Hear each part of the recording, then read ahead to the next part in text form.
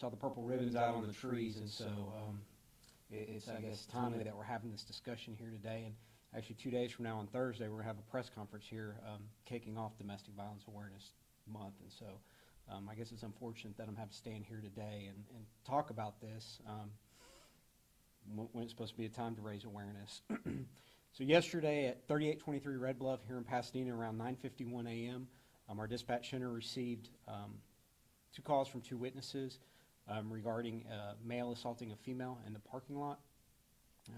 The male, who was later identified as Daniel Chacon, 30 years of age, he resides there in the apartment complex, was seen dragging a female who is the victim in this case, Myra Gutierrez, into a vehicle. It was her vehicle, and he had a gun in his hand. Responding officers quickly entered the victim's vehicle and state national databases as stolen, and the victim as missing and endangered. Investigators got to work pretty quick after we got the information. Members of the Houston Police Department located the victim's cell phone discarded along the roadway in the 7700 block of the South Loop East in Houston, which is over in front of the, I call it the old YMCA over there if you're familiar with the area. And then a short time later, the victim's vehicle containing the deceased victim was located in the 5300 block of Cedar Crest in Houston by members of the Houston Police Department. I do want to thank the Houston Police Department for their cooperative spirit on this and their assistance. Being that we had already begun to investigate it, we have taken the lead on the investigation despite the victim being located.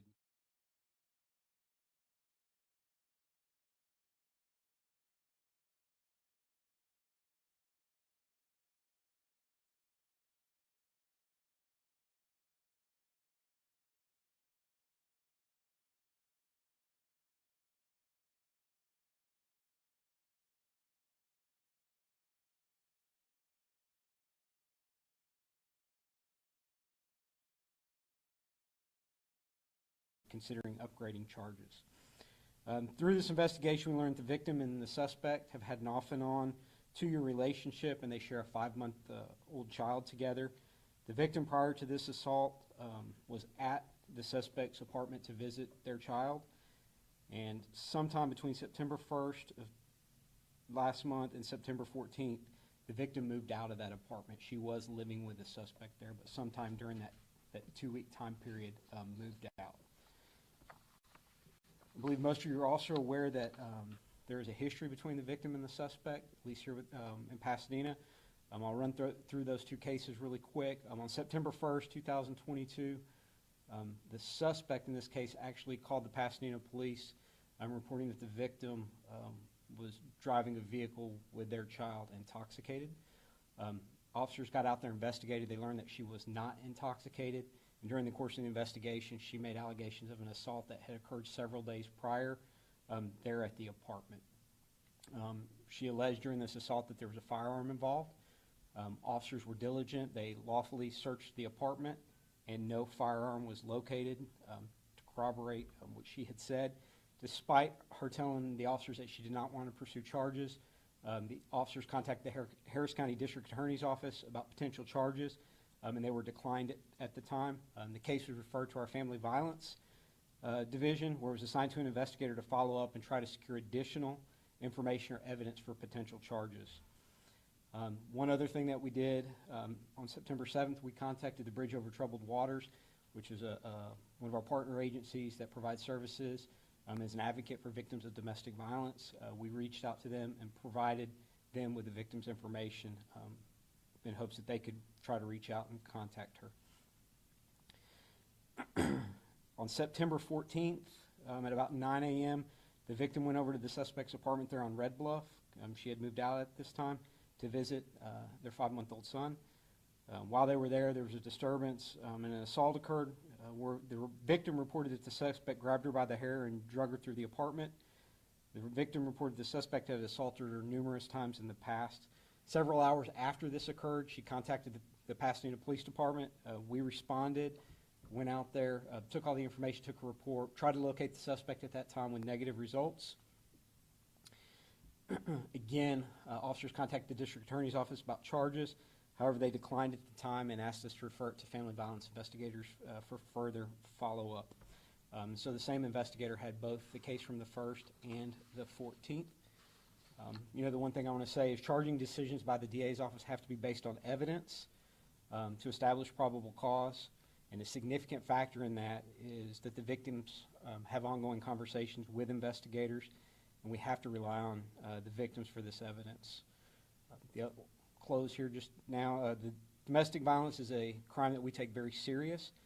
We actually are the first agency in the state that we have started a partnership with the district attorney's office, the Bridge Over Troubled Waters, and some other social services to identify high-risk victims of intimate partner violence to try to break the cycle. So from an initial look, I believe our officers and investigators followed protocols, but this case highlights how quickly these cases can evolve. Investigators and officers are invested in these cases, and when a tragedy like this strikes, we always look to see if there's anything that we can do better. And again, we're going to have a press conference on Thursday to kick off Domestic Violence Awareness Month. And I'll take any questions. Can you tell us how old Ms. Gutierrez was? She was 38, and he was 30. The suspect. How she died? Gunshot wound. Did the father have custody, or was there any custody agreement? My understanding is he had custody. Do we have any idea at this point where he could be? Do y'all believe he's still in the country or in the area? We don't know for sure. I know he's got ties to Mexico, but I'm told that he hasn't spoken to them in a number of years. I think our big thing is, what do you want people to take away from this? Because I know that this family feels like, she did reach out to police. She reached out so many times. You're saying there wasn't enough evidence. So what is the takeaway? What should people do in these situations? So the biggest thing is trying to get out of it. And what I'll tell you anecdotally, what I see is oftentimes not having the resources to get out. And so while, criminal charges is one solution, the other is having the resources. There's oftentimes, a lot of mental abuse that goes on in these cases as well, and so becoming reliant, disconnecting them from family members, they don't work, and so they become reliant on the abusers oftentimes. And so, to me, really the important thing is trying to break that cycle. Like I said, criminal charges oftentimes are one step in that, but there's a lot more that goes on behind the scenes to try to break that cycle, and that's where, the resources that are out there and trying to connect folks. The Bridge Over Troubled Waters is a great, resource for that, and family members. Because oftentimes, people are aware that this is going on, but it's reporting it and then staying involved through the process after you report it. Did the system kind of fail in this perspective? Like, how are y'all looking at this? Just because your agency has been involved in this case for months now. Right. So we have to have, victims' cooperation throughout the process. And again, decisions are based on evidence, and, we have to have cooperation of the victims, for evidence. The offense that occurred, or the report that was made on September 1st, that was actually from several days prior, where she made the allegation. And so, the officers, again, at this point, they searched the apartment to try to corroborate that, the gun, those things. And so, they took the steps to try to, take it to its end, and that's why it was assigned to an investigator at that point. Because what other evidence can we find? Something, I say to push it across the finish line to get to probable cause. And Chief, just kind of sticking to that point, the family at this point is blaming Pasadena police for what they're saying failure to prevent this from happening. What would you want the family to know directly? We took this very serious from the beginning. We, again, tried to connect with our, oftentimes family violence victims don't want to cooperate with the police for whatever reason. And so we realize that. And so, this case and other cases we'll refer over to, again, the Bridge, because there's sometimes, I guess you could say, a friendlier face than law enforcement, or perceived as a friendlier face than law enforcement. And so, having different avenues, if the criminal justice system isn't the avenue, that the person wants to take, that there are other avenues that are out there, rather than, again, just criminal charges. And I will tell you this, the investigator, did his due diligence and, trying to bring the case to a conclusion. Where was the child during the assault? Can you say where the child is now? Are they safe? The child is safe with family members. I believe the child was at the apartment. There was a new girlfriend, I guess you could say, was living with him there at the apartment, and so the child was there with the new girlfriend. What would your message to this suspect be if he was watching this right now? Turn yourself in, we're going to find you. Whether it's today or tomorrow, we will find you. So I just want to confirm, the last few incidences, September 1st and September 14th or 7th? 14th. So the one that was reported on the 1st actually took place on August 28th, and then the other one was happened on the morning of the 14th, and it was reported around 1 o'clock in the afternoon on the 14th. So all of this recently happened? Yes. Leading up to Yesterday. the time of death here? Yes. And you mentioned the same investigator was on both incidents. Did the investigator try to press for more, or just when they went to the DA's office, their hands are tied at that point? The investigator made attempts to contact the victim, several attempts to contact the victim. And again, this is where we've got to have cooperation with the victim, because to say we were stuck at that point, from what the initial responding officers had to what the investigator had was nothing new. It's the same. And so that's where we need, cooperation throughout the process to try to secure new evidence or something to get to the probable cause threshold. Do you know at that point if his background was ever looked into for prior cases? I am not sure of that. And just to be clear, you're only looking for one suspect right now? Only the one suspect, that's correct. What's the possible timeline of charges being upgraded? I know they want to move pretty quick on that. What my quick and what the DA's office is quick sometimes it's different, just because of the legal thresholds we got to get through. So Was the weapon found? to this point, it has not been located. Can we get some statements from the attorney? I sure can. Statement in Spanish, roll. Anything else for me before I step away? So is there any chance that anybody else could be involved? Like, I know you said that the girlfriend was inside. Is there any chance that she could also be charged here? At this point, we don't have any evidence that anybody else was involved or assisted him. But that's the other thing. Anybody that helps him hide from this point forward, they could be charged.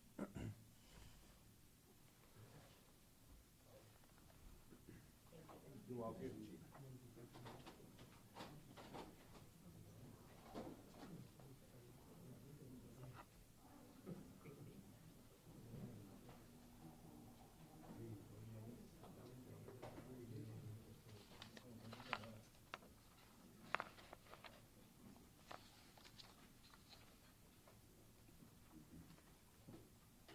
Go ahead. That's okay. I believe that's y'all's. We don't have any.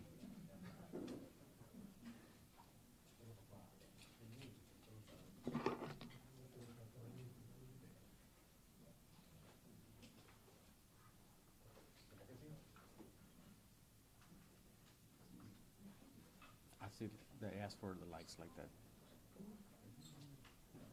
¿Quieren más luz o?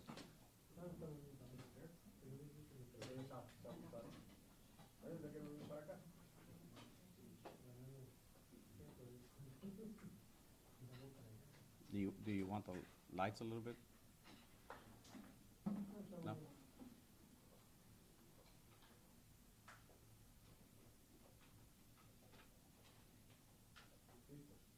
Listo. Buenas tardes, soy el sargento Raúl Leonardo Granados del Departamento de Policía de Pasadena, de la Oficina de Relaciones Exteriores. El día de ayer nuestro centro de despacho recibió 2 llamadas al 911 diciendo que un sospechoso estaba golpeando a una joven en un estacionamiento de los apartamentos ubicados en el 3823 de la calle Red Bluff. Nuestros oficiales se dirigieron directamente al complejo de apartamentos. Desafortunadamente, para cuando ellos llegaron, el incidente ya había sucedido y la pareja ya se había retirado de la escena. Nuestros detectives y oficiales también inmediatamente empezaron el proceso de buscar el vehículo para tratar de cerciorarse de qué había sucedido. Un momento después, con la ayuda de los oficiales del Departamento de Policía de Houston, nuestros oficiales lograron encontrar el vehículo, pero para ese entonces ya era demasiado tarde. La joven había perdido la vida de un disparo. Entonces nuestros detectives empezaron una investigación para tratar de averiguar qué es lo que sucedió, ¿verdad? Entonces nos damos cuenta que ese es un caso de violencia doméstica. La joven que perdió la vida y el sospechoso en ese entonces habían tenido una relación anteriormente y de esta relación habían tenido un hijo. El hijo estaba bajo custodia del sospechoso y ella fue a visitar a su hijo. Allí fue donde sucedió la agresión y empezó el secuestro. Después de haber localizado el vehículo con la joven adentro del vehículo, nos damos cuenta de que ellos también habían estado involucrados en otros casos de violencia doméstica anteriormente. Uno de ellos que sucedió el día 28 de agosto, en el cual él llamó a la policía diciendo que su pareja traía al hijo que ellos comparten y que ella estaba ebria. Nuestros oficiales llegaron e investigaron el caso, se dieron cuenta de que ella en realidad no estaba ebria, pero cuando hablaron con ella se dieron cuenta de que ella hizo una acusación en contra del sospechoso diciendo que él le había apuntado un arma a su persona. Nuestros oficiales inmediatamente, con permiso de ellos, hicieron una búsqueda dentro del apartamento y no encontraron ningún arma, pero como quiera llamaron a la fiscalía para tratar de asegurar un caso en contra del sospechoso, cargos en contra del sospechoso. Desafortunadamente en ese entonces no se aceptaron cargos, entonces eso se refirió a nuestros detectives para que ellos hicieran una investigación más a fondo. 2 semanas después, ella llamó a la policía diciendo que él la había agredido dentro de su apartamento que compartía en ese entonces en el 3823 de la calle Red Bluff. En ese entonces, nuestros oficiales una vez más fueron, hicieron una investigación, llamaron a la fiscalía y desafortunadamente una vez más los cargos no fueron aceptados en ese caso. Y nos llega ahora el día 3 de octubre cuando sucede este incidente. Entonces, como decimos, este mes es el mes que estamos trayendo concientización acerca de violencia doméstica. Es bastante triste saber que empecemos el mes con un homicidio que sea resultado de violencia doméstica. Sargento, ¿por qué en 2 ocasiones los cargos no fueron aceptados? Hay varias razones. Primero que nada, como dice nuestro jefe de policía, nuestra investigación es preliminaria y luego después hablamos a la fiscalía, pero también ocupamos que la víctima coopere con la investigación, ¿verdad? Porque nuestros investigadores no necesariamente van a tener información adicional o evidencia adicional hasta que la víctima pueda hablar con nosotros para que nos dé su versión de lo sucedido, ¿verdad? Entonces, es la manera con la cual nosotros podemos asegurarnos que los cargos sean entablados con la fiscalía. Y desafortunadamente en este caso nuestros detectives trataron de comunicarse con la víctima y no lograron comunicarse con ella.